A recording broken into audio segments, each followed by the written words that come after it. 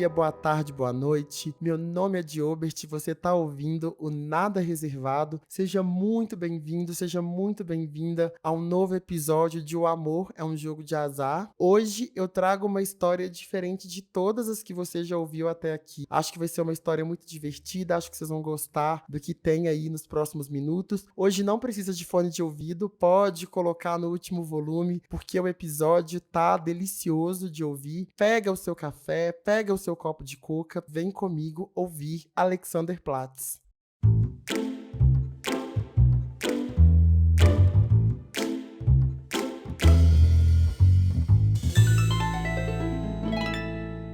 Essa história, ela começa de fato em 2016, que é o ano que eu decido tirar do papel o meu sonho de fazer o intercâmbio. E essa decisão de fazer o intercâmbio, ela não veio do nada. 2016 foi um ano muito difícil porque foi o ano que eu perdi a minha avó. Ela faleceu em agosto de 2016 e para quem me conhece no dia a dia e conhece a minha família, sabe a importância que a minha avó tinha para nossa família, não só num nível financeiro naquele momento que ela tinha o maior salário, enfim, e ela apoiava muito ali nas decisões do dia a dia da casa, mas também pelo que ela representava. Ela era uma mãe, na verdade, pra mim, né? A minha mãe, ela foi mãe muito nova, então eu sempre via a minha mãe muito como irmã e a minha avó como mãe. E a morte dela foi muito repentina, ela tinha problemas ali de diabetes, enfim, mas ela faleceu muito nova e tudo aconteceu muito rápido, então a gente não teve muito como assimilar o que estava acontecendo. Eu posso dizer pra vocês, e esse episódio não é sobre a morte da minha avó, eu quero gravar um episódio específico sobre isso, mas o que eu posso dizer pra vocês é que do momento em que a minha avó faleceu ali em agosto de 2016, a minha vida por um instante ela perdeu completamente o sentido, porque a gente era muito unido em casa, assim, eu, minha avó, minha mãe, meu irmão, meu avô, a gente tinha sonhos compartilhados, a gente queria comprar uma casa junto, a gente queria mudar de Santa Luzia, a gente planejava fazer viagens juntos. Claro que pra nossa realidade isso tudo parecia muito distante, mas eram sonhos compartilhados que a gente tinha. E em 2015 eu tinha formado na faculdade, enfim, 2016 eu já estava na minha segunda empresa, estava já um pouco mais avançado ali na minha carreira, então esse sonho parecia estar muito próximo, e quando estava começando a se materializar, ela partiu e deixou a gente. Então foi um ano bem desafiador nesse sentido. As primeiras semanas sem a minha avó, elas foram muito difíceis, porque parecia que todos os sonhos, todos os desejos tinham sido enterrados junto com ela, e eu realmente não conseguia muito ver uma luz no fim do túnel. Eu ainda não tinha dinheiro para fazer terapia, ganhava super mal na época, um salário muito baixo. Agora, com a morte da minha avó, então, eu teria mais responsabilidades em casa, porque eu já ajudava financeiramente, mas com a ausência dela eu teria que ajudar ainda mais. Então, parecia que a vida tinha acabado por um instante.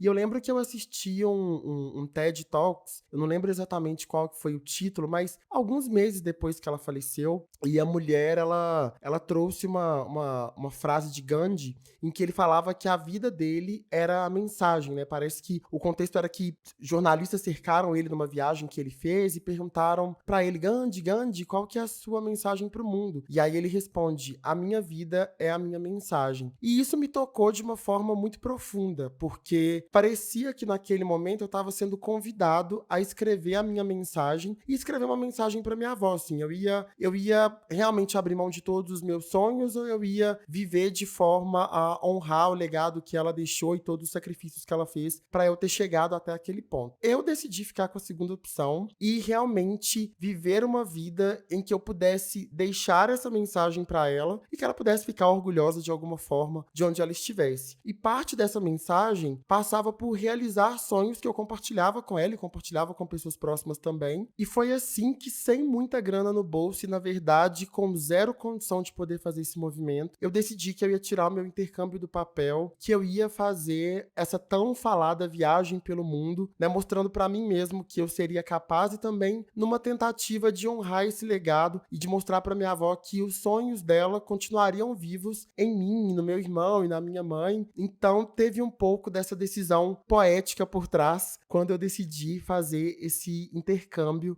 ali em 2016. Eu lembro que um dia eu saí pra almoçar aqui perto de onde eu trabalhava, na Savassi, e eu passei em frente a um shopping, que é o Quinta Avenida, e tinha uma placa de uma agência de intercâmbio falando que eles estavam com promoções imperdíveis de intercâmbio e que eles parcelavam no boleto, que pra mim seria muito interessante naquela época, já que eu não tinha cartão de crédito e mesmo que tivesse um cartão de crédito, eu não podia assumir um compromisso financeiro muito alto. Eu lembro que eu entrei no shopping, fui até a agência, eles não tinham horário de atendimento naquele dia, marcaram comigo num sábado. Eu fui então no sábado conversar com esse consultor. Eu lembro que quando eu cheguei lá, eu falei com ele que eu tinha muita vontade de conhecer Nova York, enfim. Ele me perguntou se eu já tinha passaporte, se eu tinha visto. Eu falei que não. Ele falou: olha, por que você não considera a Europa? Você, né, teria ainda o movimento de ter que tirar o seu passaporte, mas não precisa do visto. Enfim, a gente tá com uma promoção muito legal pra Londres. É muito engraçado porque na minha cabeça o mundo tava literalmente dividido entre Brasil e Estados Unidos. Eu nem considerava a Europa como uma opção. Mas ele me atendeu tão bem, ele me falou tão bem dessa possibilidade que eu falei, tá, vamos. E aí eu lembro que o valor, inclusive, da parcela, eles dividiam de 12 vezes no boleto. Era um valor que eu não tinha, mas eu conseguia pagar. Eu lembro, se eu não me engano, era mais ou menos R$ 400 por mês o valor do boleto, fora a passagem aérea e todas essas outras questões. Mas, gente, eu sei que eu saí de lá nesse sábado com um contrato de intercâmbio assinado e 12 boletos de R$ 439 para pagar com uma viagem marcada para o início de 2018. Eu não sabia exatamente como eu ia pagar, como eu ia fazer, mas eu sei que de alguma maneira aquela viagem virou a minha grande motivação na vida e virou de fato o meu norte para tudo. Então, eu trabalhava até tarde, fazia hora extra, fazia uns bicos no final de semana, ralava igual um condenado, mas eu paguei durante esse um ano esse boleto, né?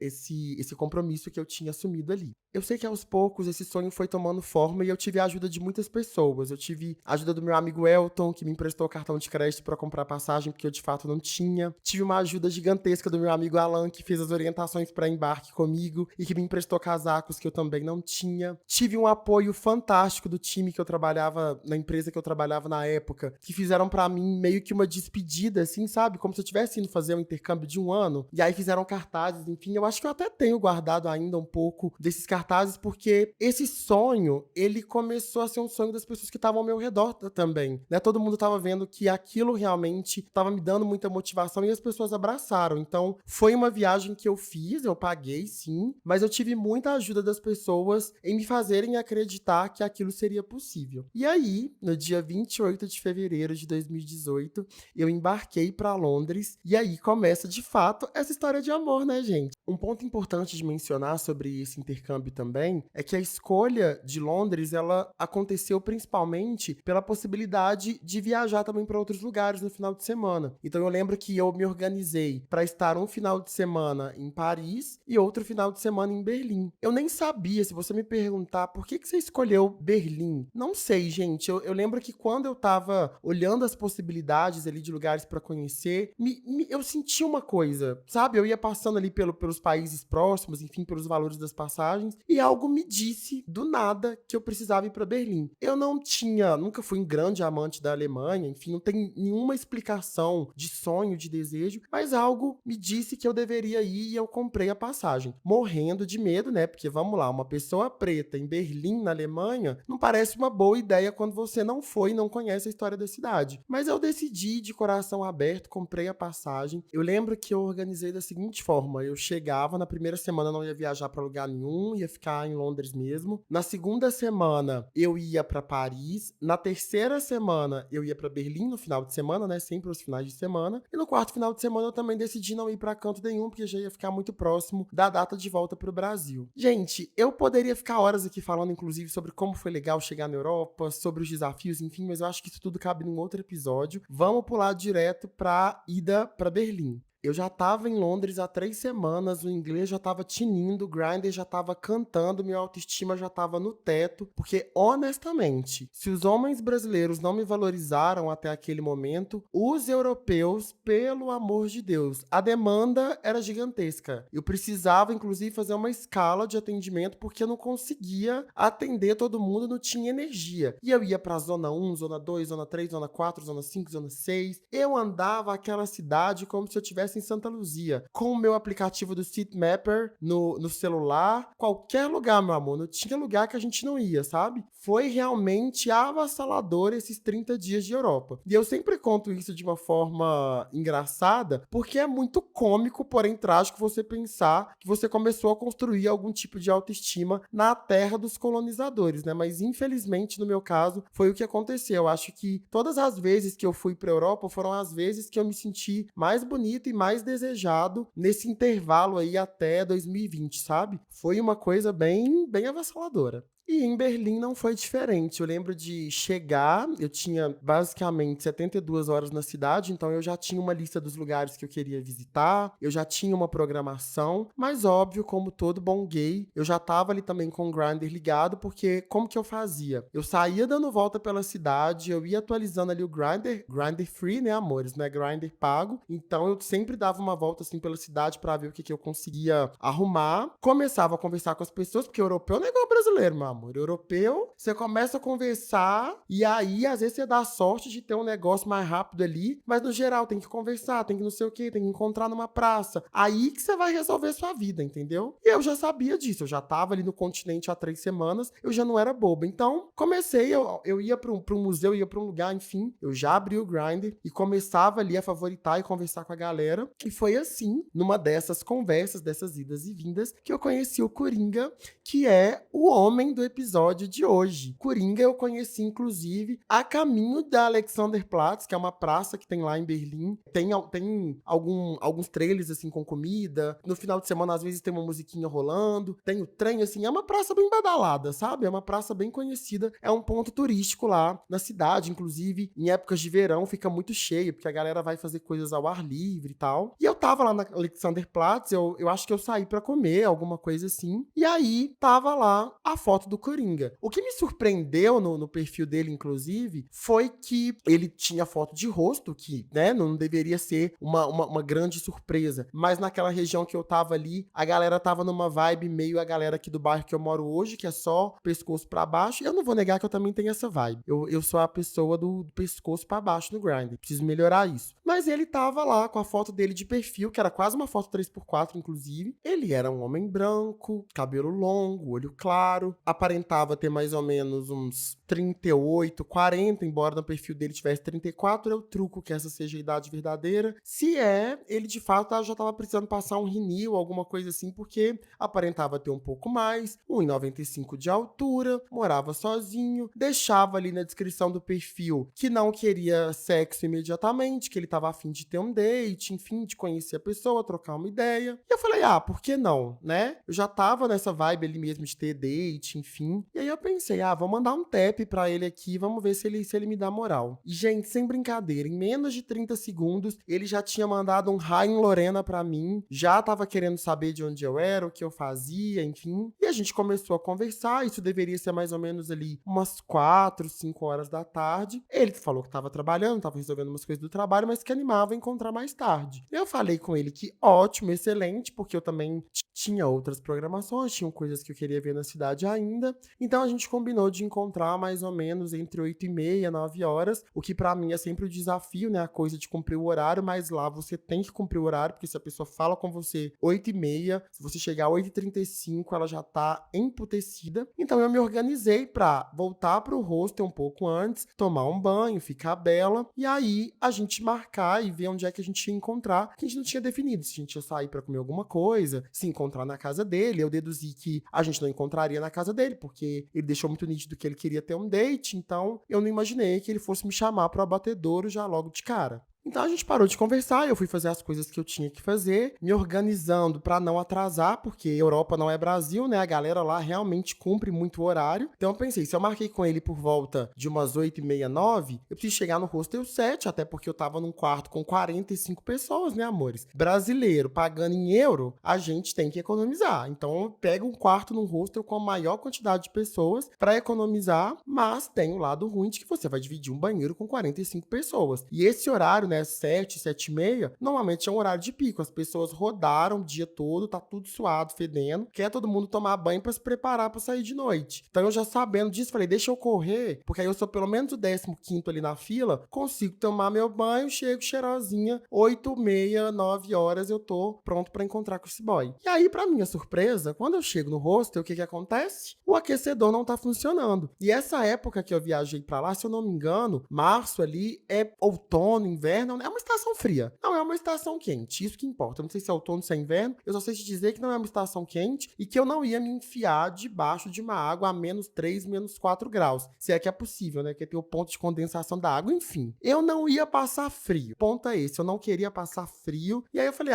quer saber de uma coisa? Vamos ver aqui o que vai dar. Fiquei esperando ali pra ver se resolver. Nesse meio do caminho, ele me mandou mensagem falando, olha, tô um pouco cansado aqui do trabalho e tal, pensei a gente fazer alguma coisa aqui em casa mesmo. Você se importa? Falei, não, pra mim é super de boa. E eu já não tava botando muita moral de que ele ia de fato encontrar comigo, porque assim, não pelo fato dele ser um homem branco, louro, nada disso, mas é porque ele realmente, eu achava ele muito bonito e muito interessante. Pra mim, que tinha uma autoestima de centavos, né, mesmo que tivesse melhorado um pouquinho ali com essas semanas avassaladoras de muito atendimento em Londres, né, ali, enfim, nesse contexto, eu ainda pensava que eu não conseguia ver um motivo para as pessoas gastarem o tempo dela ou a energia delas comigo. Então eu falei, eu tô achando que esse boy já tá querendo desmarcar. Mas como eu tô com esse problema também do chuveiro aqui, eu já mando a real pra ele, porque aí vira uma desculpa pra ele cancelar comigo se ele quiser. Falei, olha, tô super animado pra encontrar, só que a questão é, o hostel que eu tô, o aquecedor não tá funcionando, eu precisava muito tomar um banho porque eu andei o dia todo. Teria algum problema tomar banho na sua casa? Assim, não é nem com segundas intenções, nem nada disso, é mais pensando no horário que a gente combinou mesmo, e você tem compromisso, enfim. No outro dia ele tinha um compromisso, então, pra não ficar muito tarde, a gente se conhece e toma um banho aí. Ele riu, falou, não, sem problema, pode tomar um banho aqui e tal. Eu, então, corri no banheiro, né, porque pelo menos o dente, dei uma escovada, ele tinha comido o dia todo, dei uma escovada no dente, comprei um Trident, joguei uma água de colônia por cima, pelo menos pra fazer uma primeira impressão, peguei umas roupinhas, botei na mochilinha e fui pra casa do boy. Eu lembro que ele morava na direção oposta de onde eu tava. Eu não vou lembrar exatamente o nome dos bairros, né, porque lá em Berlim tudo tem uns nomes meio estranhos, eu não falo alemão, pelo amor de Deus. Mas eu sei que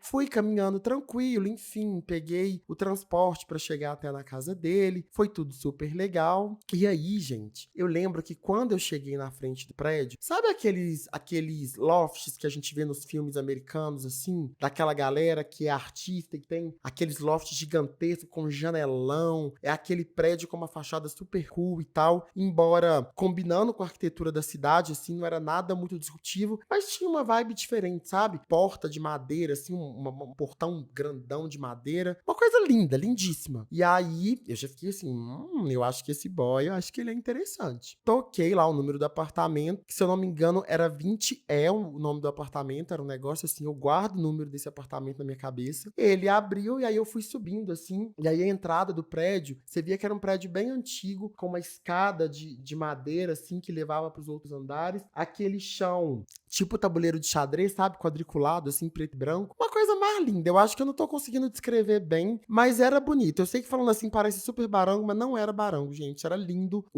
a entrada do prédio. E aí fui subindo, enfim. Cheguei no apartamento, ele já tava na porta me esperando. Alto, bem mais alto do que eu imaginava. Assim, 1,95 é alto, viu, gente? Pelo amor de Deus. O homem era um armário. Tava com um casaco preto de veludo, enfim. Eu meio tenso, ele também parecia estar meio tenso, assim. Eu pensei na hora que ele tivesse tenso porque viu que não era o que ele queria, mas me tratou super bem, pegou na minha mão, falou que eu fosse bem-vindo ali no apartamento e tal. E aí, perguntou se eu preferia falar inglês ou alemão, como se eu falasse as duas, né? Fiquei até lisonjeado.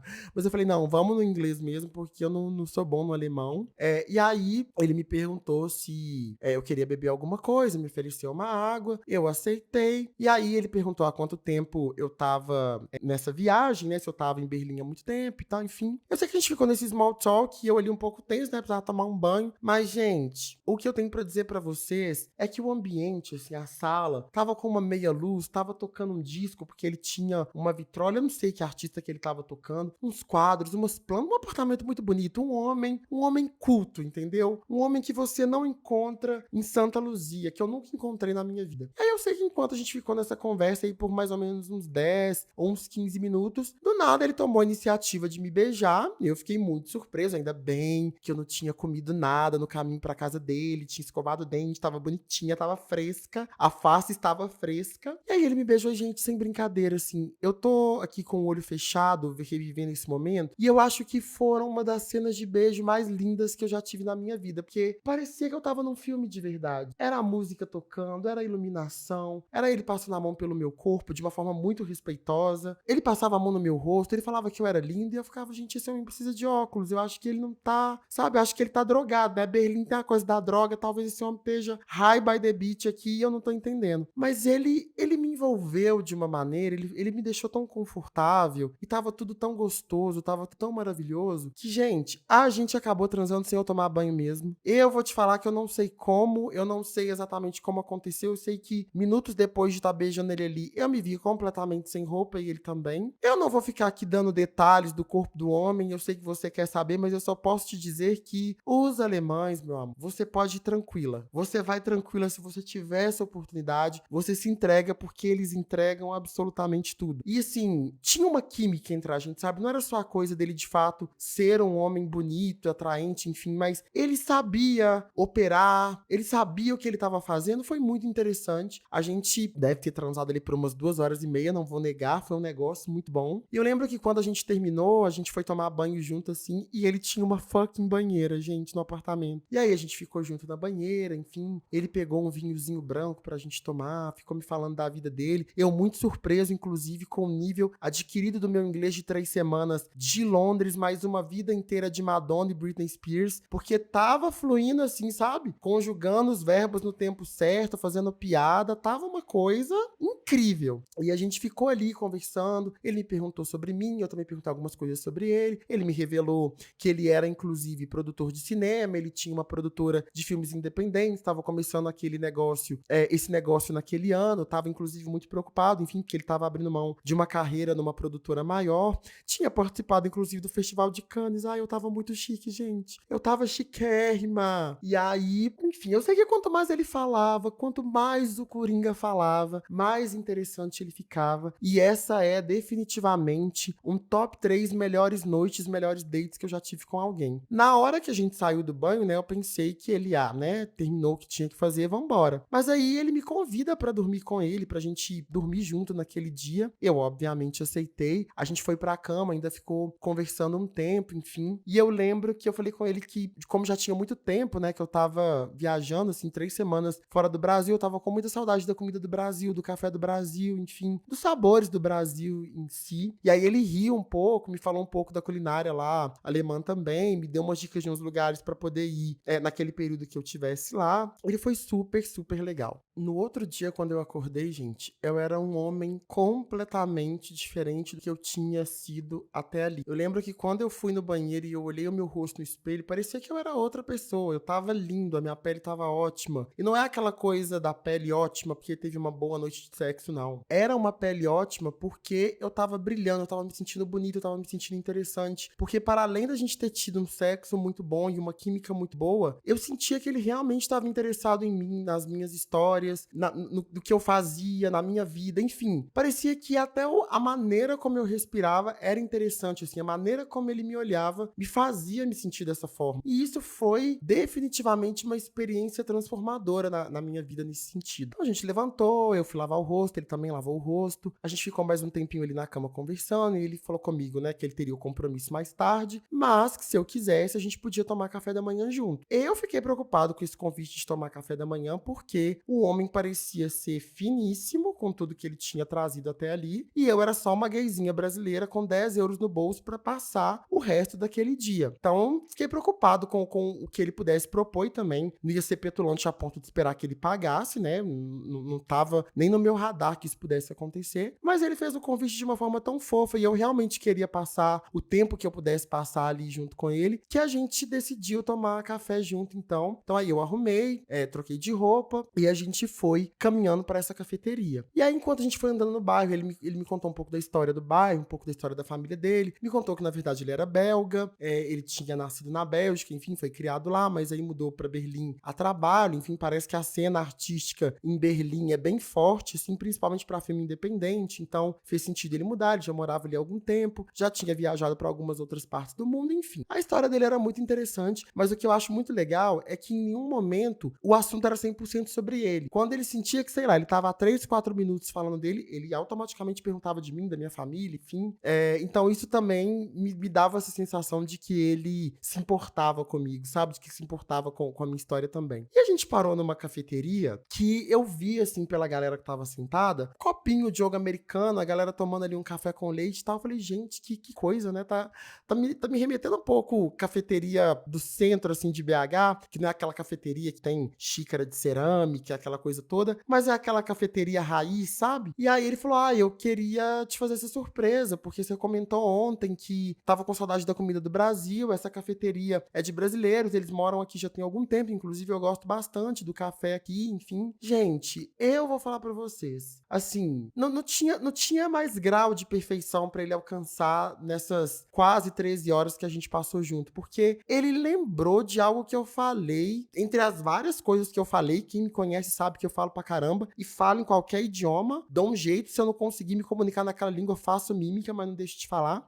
Mas ele lembrou disso e me levou nessa cafeteria, e eu lembro que esse foi um dos dias mais legais na viagem, assim, que eu fiz pra Europa naquele ano, porque eu conversei com a galera, enfim, o pessoal também viu que eu era brasileiro, e eram donos negros, inclusive. A gente trocou um pouco, se eu não me engano, eles eram do Rio de Janeiro. Primeiro foi a filha, depois o pai, montaram um negócio lá. Me trataram super bem, fizeram um pão na chapa, com queijo, assim, uma coisa de louco, sabe? Não tinha pão de queijo, acho que também era pedir mais, mas foi um café da manhã, assim, que eu realmente me senti no Brasil por alguns momentos e muito feliz dele ter me proporcionado essa experiência. Ele insistiu pra pagar a conta, mas eu, dentro do meu orgulho, né, falei, pelo amor de Deus, não vou fazer isso também. A conta tinha dado, sei lá, uns 3 euros, 3,50 mais ou menos, era um valor que eu conseguia pagar. E aí ele foi andando comigo de volta até o ponto de ônibus onde eu ia pegar o ônibus pra voltar pro hostel, falou que tinha gostado muito de me conhecer, me passou o telefone dele e já era o meu último dia em Berlim. À noite eu voltava pra Londres. A gente trocou algumas mensagens, enfim. A gente tirou uma foto, eu tenho algumas fotos com ele. E eu voltei pra Londres, a gente conversou um pouco ainda lá, enfim. Mas eu vou falar pra vocês que foi incrível. Claro que como toda gayzinha brasileira que estivesse no meu lugar vivendo essa situação em que pela primeira vez, né, se sente tratado como um ser humano deve ser tratado, porque naquele momento eu tava sentindo como se ele estivesse me tratando como um príncipe. E hoje eu entendo que ele tava me tratando como se deve tratar um ser humano, que é dar atenção, que é mostrar que você se importa, sabe? Que é oferecer um tempo de qualidade. Só que eu não tava acostumado com isso, né? Se vocês pegarem como base as duas últimas histórias, a maneira como eu comecei a me relacionar com homens no geral, eu nunca tinha vivido isso e eu achava que eu nunca ia viver. Pra mim, isso era pros meus amigos brancos, ricos, lá da faculdade, enfim. Eles sim poderiam viver experiências desse tipo, mas eu não, eu nunca me vi vivendo algo assim, e de uma forma tão gostosa. Então, eu, obviamente, como toda pessoa emocionada, né, eu voltei apaixonadíssimo com ele, mas segurando a minha onda, assim, não fiquei naquela, sabe, ai, me leva pra morar na Europa com você, me dá um passaporte vermelho? Não, a gente conversava de vez em quando, mas claro que quando eu cheguei aqui no Brasil, eu contava pra todo mundo, pra todos os meus amigos sobre o meu marido de Berlim, inclusive é assim que eu chamava ele pros meus amigos. Muita gente aí, dos meus amigos que estiver ouvindo o episódio, vai recordar dessa história. E a gente ficou nessa durante muito tempo. Então, depois eu voltei pro Brasil, obviamente fui viver a minha vida, mas eventualmente a gente ainda trocava mensagem, enfim. E assim a gente foi levando.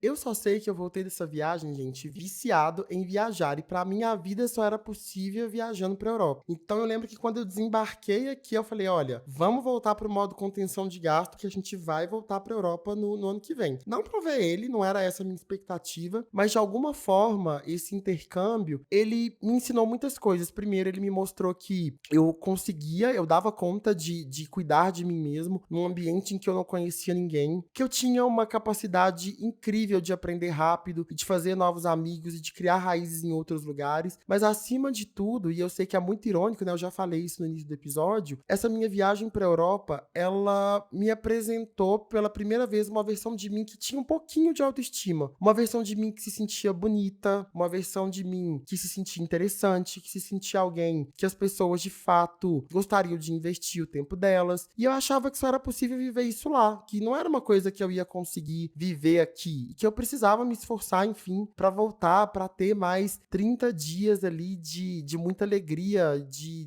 enfim, de viver plenamente e de me sentir interessante de novo. Eu realmente acreditava que isso só seria possível lá. Então eu já voltei com essa missão de que no outro ano eu estaria na Europa de novo. E aí eu lembro que passou tempo assim, e aí eu lembro que no final de 2018 surgiu uma promoção na Decolar de um voo saindo de BH para Lisboa por um preço muito atrativo. Na época, se eu não me engano, tava R$ 1.800, que é barato para uma passagem internacional, principalmente hoje, se você pesquisar os preços hoje, assim, triplo praticamente desse valor. E aí, novamente, eu fui bater na porta do meu amigo Elton e falei, amigo, você me empresta o seu cartão de crédito? Agora já não precisava mais fazer intercâmbio, já não precisava mais aprender inglês nesse sentido, porque eu não era fluente, mas eu me comunicava super bem e já estava mais do que provado. Então, comprei essa passagem para passar as minhas férias de junho do outro ano na Europa. E aí o voo era ir de volta a BH, mas aí fui comprando outros voos. E eu lembro que nessa viagem eu quis conhecer a Espanha, aproveitei que ia estar na Espanha, peguei uns dias ali no Marrocos também, enfim. Fiz uma remexida e nem passou pela minha cabeça a possibilidade de ir para Berlim ver o Coringa de novo, né? A gente já nem conversava tanto assim. Às vezes ele me mandava uma mensagem perguntando como que estavam as coisas, às vezes eu também mandava, mas já estava muito nítido na minha cabeça que ele não era meu marido de Berlim, que eu não ia me mudar pra Alemanha pra viver com ele. E eu lembro que um amigo meu, que não é amigo mais, um dia também devo gravar um episódio sobre isso, ele falou comigo assim, amigo, pelo amor de Deus, você tá indo pra Europa, você vive falando desse cara, enfim, por que você não combina? Tipo, pega 2 dias aí, você vai ficar 3 semanas de novo, pega 2 dias aí, vai lá, vai, troca uma ideia, enfim. E se você não encontrar com ele, você não fala que ama Berlim, Berlim é a sua cidade favorita no mundo? Então, você aproveita e passa uns dias lá. É meio óbvio quando eu falo assim, mas eu nem me situei na época, e aí eu falei, faz sentido, eu vou estar muito perto, por que eu não pego, sei lá, 2 dias que seja? Já conheço a cidade mesmo. E assim eu fiz, gente. Fui, organizei ali o meu roteiro para que coubesse em 2 dias em Berlim e mandei mensagem para ele, obviamente, falando, olha, tô indo para Berlim e tal, vou ficar 2 dias. Ele ficou super animado, ele ficou assim, parecia que eu tinha dado um presente de Natal antecipado e falou que era pra eu ficar na casa dele, que não precisava preocupar com o hostel e aquela coisa toda, enfim. Fez 1000 promessas e eu, claro, né, tava meio que caindo nessa, mas ao mesmo tempo, vovó, que Deus a tenha, era uma mulher à frente de seu tempo e ela sempre dizia, a gente não conta com o ovo na bunda da galinha. Então eu pensei, olha, por mais que ele esteja aí todo animadinho pra me ver, enfim, é melhor eu ter um hostel de reserva, porque se ele não encontrar,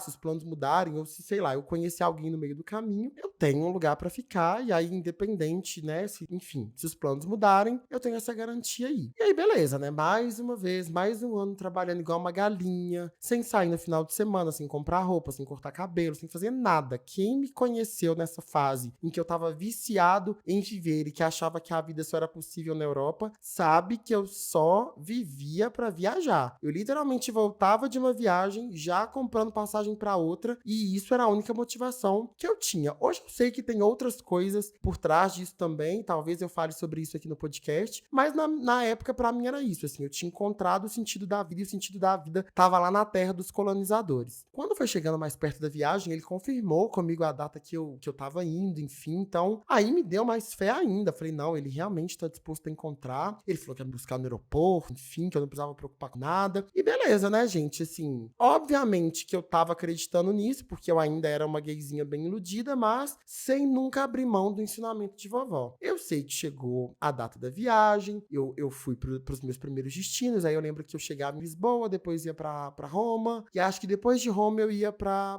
Berlim. E eu lembro que no dia, inclusive, meu voo era à tarde, mandei mensagem pra ele, falei, olha, tô a caminho do aeroporto, enfim. Ele recebeu a mensagem, mas não tinha visualizado, aquilo foi me deixando meio com a pulga atrás da orelha, mas ao mesmo tempo eu falei, a vida, né? E ele também não era a pessoa que respondia mais rápido no WhatsApp, nunca foi. Então, beleza, fui pro aeroporto, peguei o voo, cheguei em Berlim, dei alguns minutos, né? Já ali, tirei o celular do modo avião, vi que não tinha nenhuma mensagem dele. Aquilo já começou a me deixar um pouco chateado. E eu falei, cara, ainda bem que eu reservei o hostel, que imagina se não tivesse reservado. Dei alguns minutos, vi que ele não ia responder mesmo, tentei ligar, o telefone tava desligado. Falei, quer saber de uma coisa? Vou viver a minha vida. Peguei a minha malinha, fui pro meu hostel, fiz o check-in, paguei lá na hora, no cartão, porque eu tinha colocado pra pagar na hora, enfim. E comecei a ficar um pouco chateado com aquilo, porque eu queria muito ver ele. E aí o tempo foi passando e eu comecei a ficar puta mesmo. Falei, porra, saí do Brasil, o cara garantiu que ia me encontrar. Enfim, o que mudou? Porque, né, eu nem coloquei essa pressão nele, enfim. Mas num dado momento a chave virou e falou, quer saber de uma coisa? Eu vou viver, porque eu estou de férias, eu não tenho a possibilidade, não há tempo pra sofrer na Europa. Eu preciso,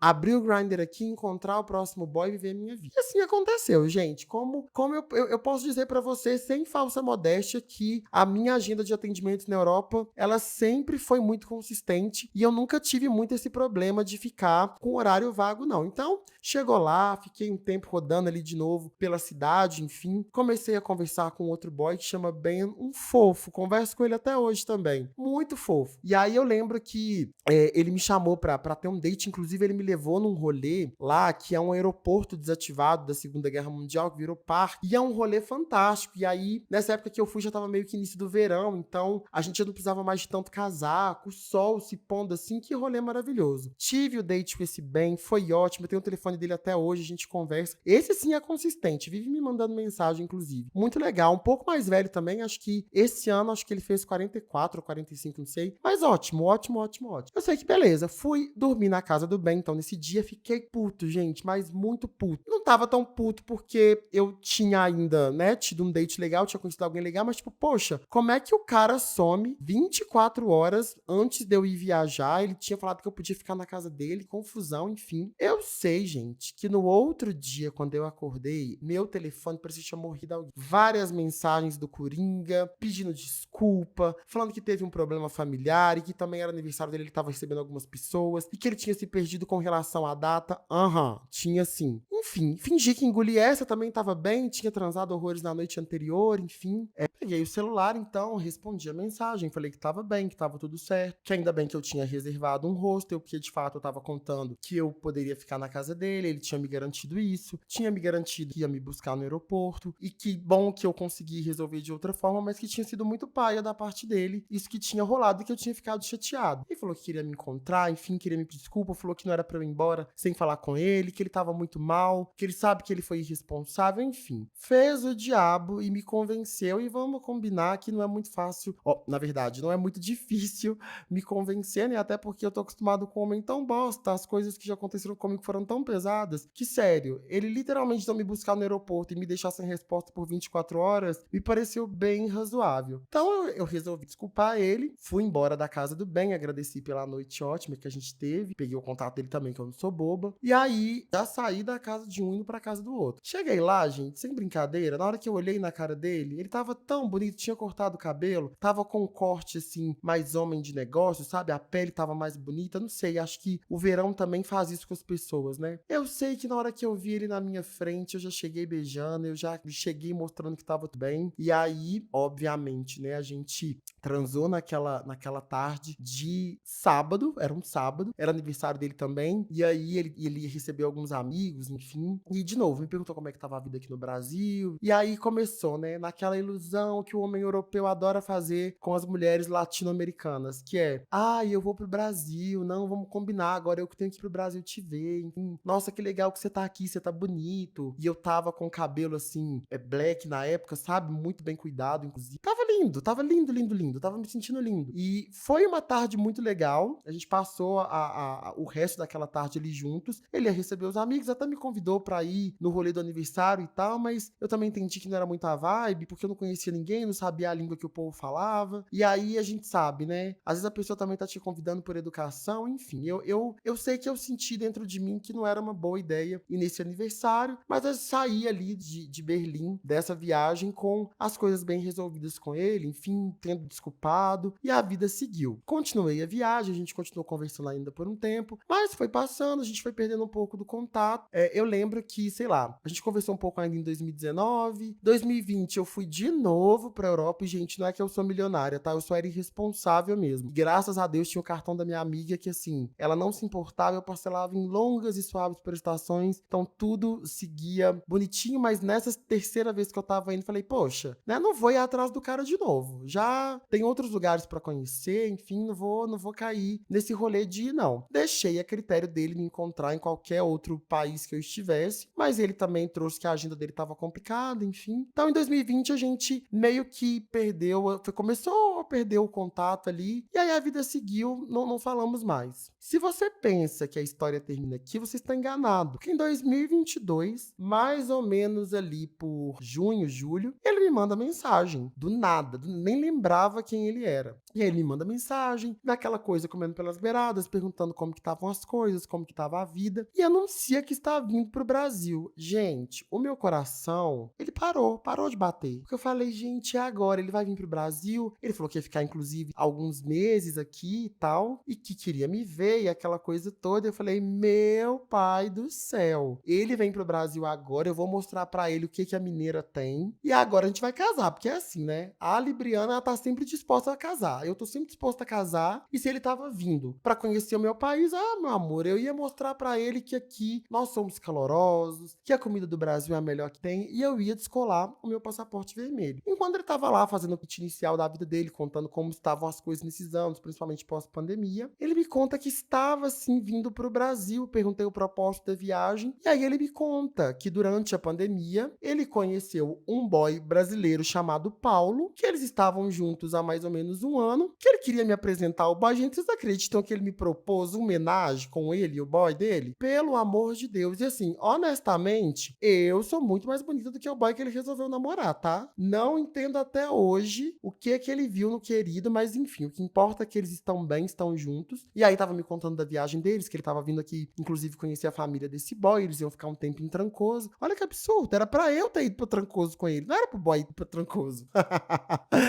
Mas brincadeira. Eu fiquei assim, gente, eu não acredito, né? Eu vou pra lá, conheço o boy, vivo esse rolê todo, vejo ele esse tempo todo. Ele fala que em algum momento vai vir pro Brasil pra conhecer o Brasil, que a gente vai passar um tempo junto. Quando ele finalmente tira essa promessa do papel, ele tá namorando com outro boy brasileiro ainda. E ainda me perguntou se podia mandar umas fotos minhas pro boy, você acredita? Eu vou te contar, viu? Onde tem gay não tem sossego. Mas eu lembro que assim, eu também não, né, obviamente não tava apaixonado por ele, fiquei feliz pela notícia e tal, dele tá num relacionamento, principalmente, né, que era um relacionamento aberto, então significava que eu podia pegar ele ainda se eu quisesse. O boy dele eu não tava muito interessada não, confesso. Mas pelo santo a gente beija as pedras, né? Então, se pra chegar nele eu tivesse que passar pelo boy, tava tudo certo. Mas eu lembro que tiveram umas questões de agenda, eu tava trocando de empresa também na época, enfim, e ele não ia passar por Belo Horizonte, eu lembro que ele ia ficar uns dias em São Paulo, mas majoritariamente ele ia estar no Nordeste, ia ficar muito caro, então a gente acabou não se encontrando. Mas é basicamente essa a minha história com o Coringa. Eu gosto muito dessa história e eu acho que ela é muito relevante, não por ela ter me deixado algum trauma, alguma cicatriz nesse sentido, embora eu tenha ficado muito chateado com a situação do aeroporto, dele ter ido me buscar, enfim, pela possibilidade de eu ter que dormir na rua caso eu não tivesse reservado um hostel. Mas acima de tudo, o Coringa, ele me mostrou como eu poderia ser tratado, como as pessoas merecem ser tratadas. Porque depois de ter me relacionado com pessoas que davam a mínima pro meu tempo, pra minha presença, que não me faziam sentir interessante, muito pelo contrário, me faziam o tempo todo questionar, inclusive, se eu merecia o pouco que elas me davam. Depois de uma trajetória marcada por comer as migalhas que caem da mesa, de conviver com homens que só aceitavam estar comigo, depois de meia-noite subindo pelas portas dos fundos sem que ninguém soubesse, de repente me ver numa cena com um cara que é bonito, que é interessante e que queria ser visto comigo e que me dava atenção e que acreditava nas minhas histórias e que queria saber mais sobre mim, que prestava atenção em tudo que eu tava falando. Nossa, tem tantas coisas boas que eu posso trazer sobre o Coringa nesse sentido, que eu ficaria aqui horas detalhando pra vocês. Mas eu acho que essa experiência, ela foi fundamental pra me fazer entender que eu merecia mais do que o que eu tava me submetendo até conhecê-lo. E efetivamente, gente, depois que eu tive esse primeiro date com ele lá em 2018, eu não vou falar que eu só tive dates perfeitos e só conheci pessoas boas, até porque não é isso, né? Ainda tem mais 2 episódios aqui dessa série, vocês vão ver que longe disso. Mas eu efetivamente comecei a me colocar num lugar de que eu não precisava me sujeitar a tudo e de conseguir falar não pra algumas coisas, consegui colocar limite para algumas situações, embora ainda muito pequenos, perto dos limites que eu realmente deveria ter criado. Essa história, ela me ajudou a ver que eu sou interessante, que eu sou bonito, que eu sou legal, que eu sou alguém que merece atenção, que merece ser visto, que não é o abominável Homem das Neves pra ficar brincando de 007 e ser a parte da vida da pessoa que ela não quer que ninguém descubra. Então, a isso eu agradeço muito ao Coringa e a essa história que a gente viveu. Muitas vezes o que falta na vida da gente é perspectiva. Perspectiva sobre o trabalho que a gente merece, sobre a amizade que a gente merece, sobre os amores que a gente merece viver, sobre as histórias que a gente merece viver. E essa história, ela me trouxe esse repertório. Eu comecei, de fato, a elevar a minha barra e a investir o meu tempo e a minha energia em situações que eu achava que eu poderia ter um retorno e que passavam longe daquelas migalhas que eu vinha recebendo até então. Na verdade, eu quero até ir além com essa história e eu fico me perguntando ainda hoje como teriam sido os meus relacionamentos se esse fosse o primeiro relacionamento que eu vivi na vida, assim, se esse fosse o primeiro cara que eu tivesse me relacionado. O tanto de coisa que eu não teria me submetido por achar que era o que eu merecia, cara, eu acho que a minha vida amorosa seria completamente diferente do que ela é ainda hoje, embora com avanços gigantescos. Eu acho que eu teria traumas diferentes, porque eu não acho que exista amor sem exposição, eu acho que não exista amor sem dor, sem trauma, sem cicatrizes. Isso acontece, faz parte da trajetória, faz parte da vida humana, né? Se você não